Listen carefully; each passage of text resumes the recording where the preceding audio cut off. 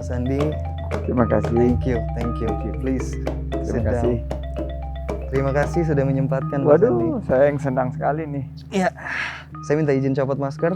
Boleh Kita kita sudah tes cukup. antigen. Kita sudah menjaga jarak. Apa kabar Kinan? I'm good. Sangat sehat, Pak Sandi. It's sebuah kehormatan untuk bisa diskusi hari ini.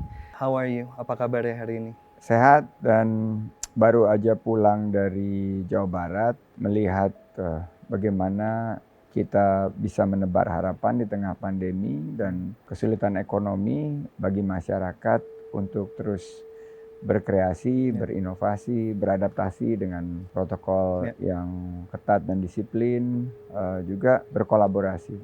Sebagai prolog, kami dari Nenilai memang kita mencoba melakukan survei tahun lalu. Kita adalah platform survei yang intinya kita ingin mencari tahu nilai-nilai luhur yang dipegang oleh bangsa ini tuh apa. Kita sama-sama tahu bahwa diversity is the core of our country gitu. Diversity ini memiliki benang merah di dalam nilai-nilainya ternyata. Nilai-nilai kehidupan masyarakat Indonesia atau masyarakat Nusantara tuh sangat kental sekali. Akhirnya setelah kita melakukan survei, di situ kita menemukan angka-angka yang luar biasa. Bahwa manifestasi dari nilai-nilai gotong royong, manifestasi dari nilai-nilai rasa tanggung jawab, itu ternyata masih menjadi indikator tertinggi di dalam nilai-nilai yang dipegang oleh individu. Kita baru saja mendapatkan anugerah nilai-nilai bangsa kita yang diwujudkan dalam pantun. Nah, saya pengen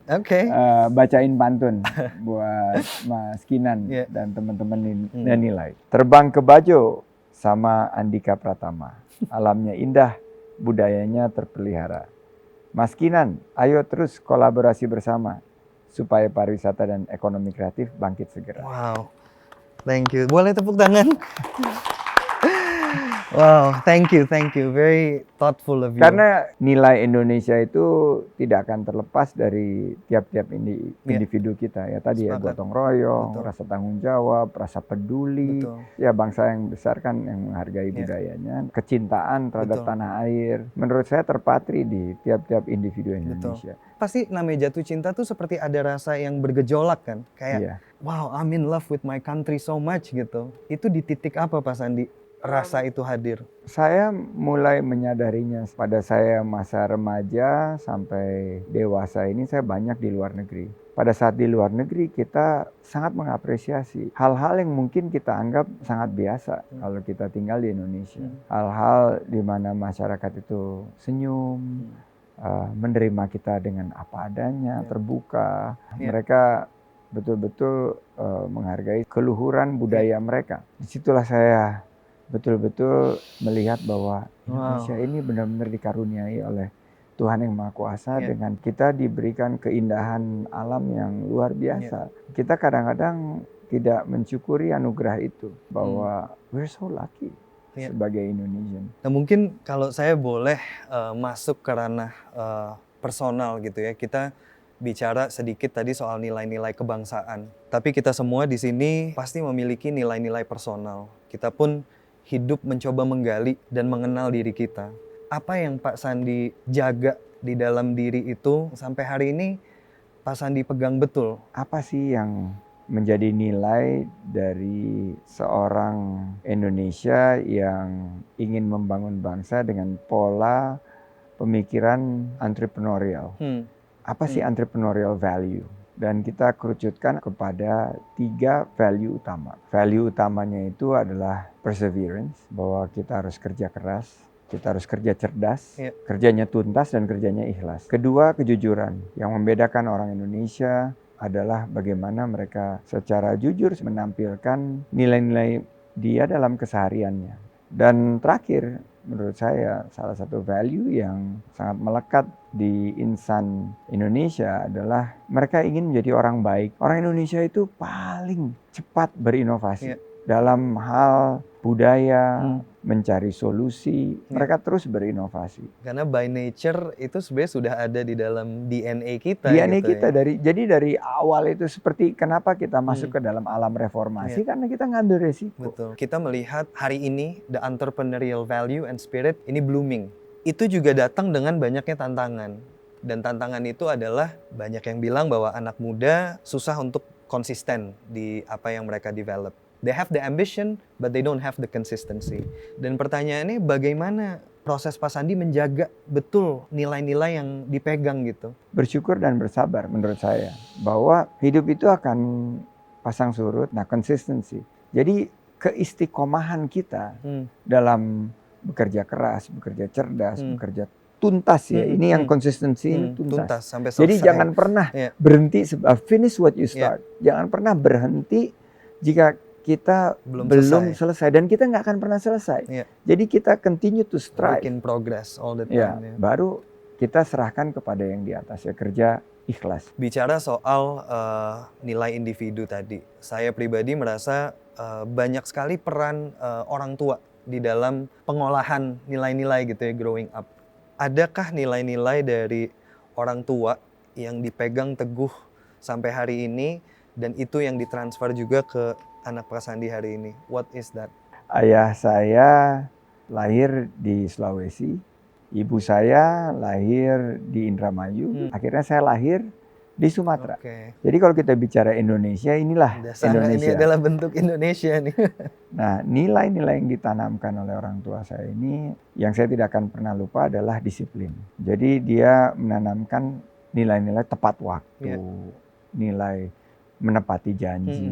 Jadi di zaman saya tumbuh dewasa itu masih sangat lazim mendidik anak itu dengan penuh kedisiplinan dan cenderung keras ya. Dan ibu saya ini selalu menanamkan nilai bahwa life is about preparation. Every single time you appear, it's a chance for you to improve. Jadi buat dia itu esok haruslah lebih baik dari hari ini harus lebih baik dari hari kemarin. Nah, jarang yang mengupas tentang ayah saya karena ayah saya banyak di belakang layar. Ibu saya mendidik saya untuk bekerja keras. Tapi ayah saya yang mendidik saya untuk menerima apapun hasilnya. Kita tidak pernah menyesali satu keadaan. Itu saya belajar dari ayah saya yang bisa beradaptasi dan melakukan penyesuaian jika ekspektasi kita dan hasilnya tidak sebanding. Tadi gara-gara Pak Sandi cerita itu mengingatkan momen saya sama mama. Karena setelah dipikir-pikir banyak nilai-nilai itu yang kita dapatkan bukan dalam bentuk wejangan, tapi dalam bentuk aksi. Ini saya baru ingat sekarang gitu, oh maksudnya itu. Jadi waktu SD itu setiap saya mau bermain ke rumah temen, bilang sama mama, mau ke rumah temen ya. Oke, mau ngapain? Mau main. Habis main mau kemana? Nggak tahu, main aja. Saya bilang, kamu harus tahu kamu mau mengarah kemana. Keluar rumah mau belok kiri, belok kanan, harus tahu. Jangan terserah.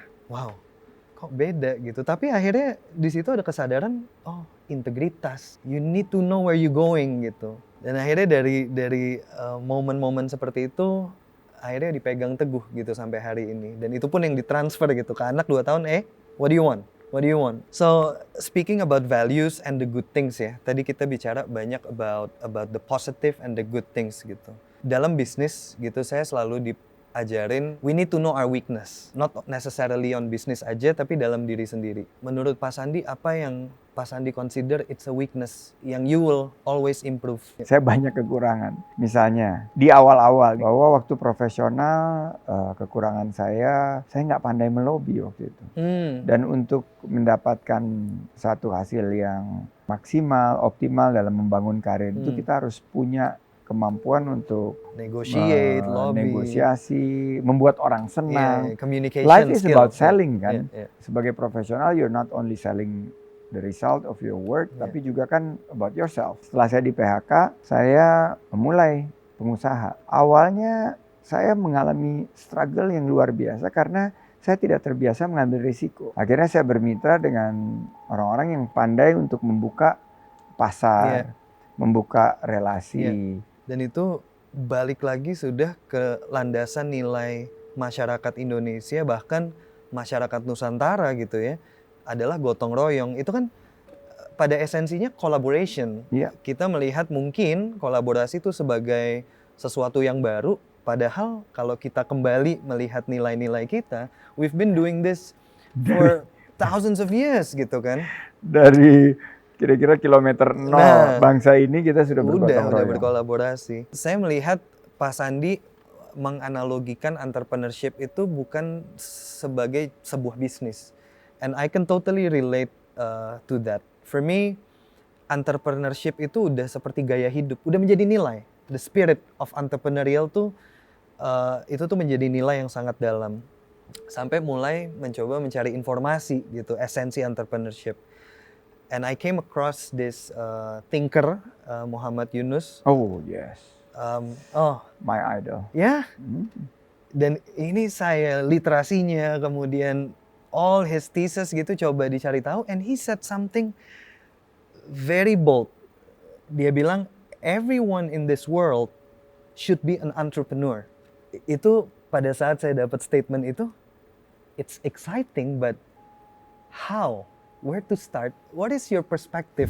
Jadi about karena that? since you brought up Muhammad Yunus, saya mesti cerita persahabatan saya sama Muhammad Yunus atau perkenalan Iya. saya lah.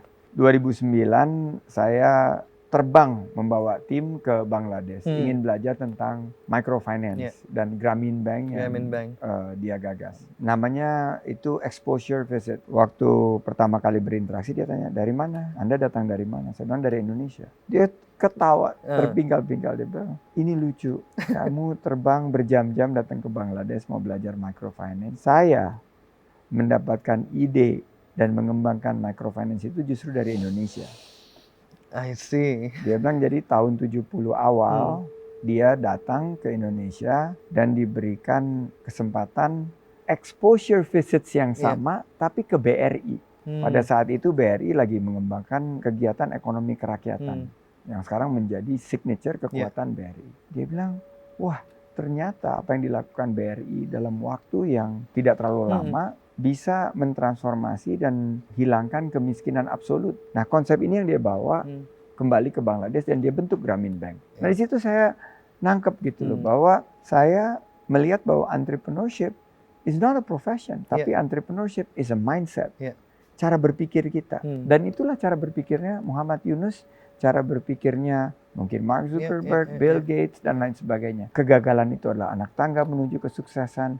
Gagal itu bukan diratapi, tapi dipelajari. Yang akhirnya menurut saya ingin juga sebisa mungkin men-share ini ke masyarakat. Dan ini yang akhirnya merubah sistem di dalam entrepreneurial ekosistem gitu ya, bahwa bagaimana pemimpin bisa menciptakan lingkungan yang akan men-trigger that entrepreneurial spirit, bahwa entrepreneurship is not about owning a business, tapi bagaimana seorang pemimpin bisa menciptakan ruang itu di mana everyone bisa merasa bahwa oh, suara gue dan decision gue tuh akan berpengaruh dalam kehidupan gue. It's amazing gitu. It's amazing pada saat kita memberi ruang yang lebih luas gitu ya, berani memberikan delegasi-delegasi yang mungkin di gaya-gaya lama tuh semua harus terkotak-kotakan gitu ya. Sekarang everyone make mistake. Ini yang sangat berasa dinamikanya di entrepreneurial era gitu ya, di anak muda, that everyone is being okay to make mistake because that was the only place you can learn. Please make mistake early, so that kita bisa belajar dari early mistakes. Saya ingin bilang ke anak-anak muda, guys, the future belongs to you. Dan be a leader, be an entrepreneur wherever you are.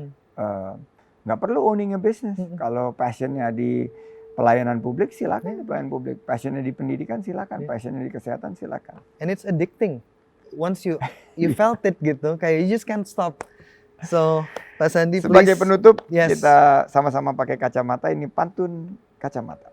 Beli kacamata sama Pak Jaja, buat dipakai pas mau tamasya. Ayo berwisata di Indonesia aja, karena keindahannya nggak ada duanya. Satu lagi. Ada satu lagi. Tamboci. Main ke M-Block ditemani Kang Jamal. Sebelum pulang, muter dulu ke Museum Nasional. Mari kita lestarikan nilai kearifan lokal supaya Indonesia makin dikenal. Amin, amin, amin. Thank you, thank you, thank you. Terima kasih. Thank you so much, Pak Sandi. I really enjoyed it. I really enjoyed it. Dan Terima kasih. sukses. Yes, sama-sama. Whatever you do. Sama-sama. I pray for you. I pray for you.